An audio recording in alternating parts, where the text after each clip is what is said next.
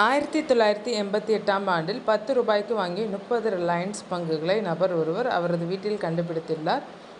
சண்டிகரை சேர்ந்த ரத்தன் திலன் என்ற நபர் தனது வீட்டில் ரிலையன்ஸ் இண்டஸ்ட்ரீஸ் லிமிடெட் நிறுவனத்தின் பழைய பங்குகளை கண்டுபிடித்துள்ளார். கார் ஆர்வலரான ரத்தன் திலனுக்கு பங்குச்சந்தை பற்றி அதிகம் தெரியாது. இந்நிலையில் இந்த பங்குகளுக்கு இன்னும் மதிப்புள்ளதா என்பதை தெரிந்து கொள்ள ஆவணங்களின் படங்களை சமூக ஊடகங்களில் பகிர்ந்தார். அந்த பங்கு சான்றிதழ்களின்படி ரிலையன்ஸ் பங்குகள் 1988ஆம் ஆண்டு ஒரு பங்குக்கு வெறும் 10 ரூபாய்க்கு வாங்கப்பட்டன.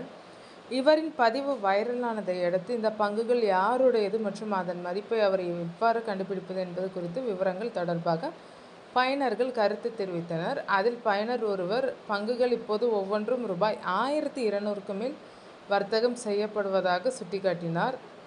இவரின் கேள்விக்கு பதிலளித்த முதலீட்டாளர் கல்வி மற்றும் பாதுகாப்பு நிதி ஆணையம் அவர் இந்த ரிலையன்ஸ் பங்குகளை வைத்திருக்கிறாரா என்பதை எவ்வாறு சரிபார்க்க முடியும் என்பதை விளக்கியது. அதாவது பங்குகள் அவரது உரிமையில் இருக்கிறதா அல்லது உரிமை கோரப்படாததால் அவை IEPFAக்கு மாற்றப்பட்டுள்ளதா என்பதை சரிபார்க்க IEPFA வலைதளத்தில் உள்ள தேடல் வசதியை பயன்படுத்துமாறு அறிவுறுத்தினார்.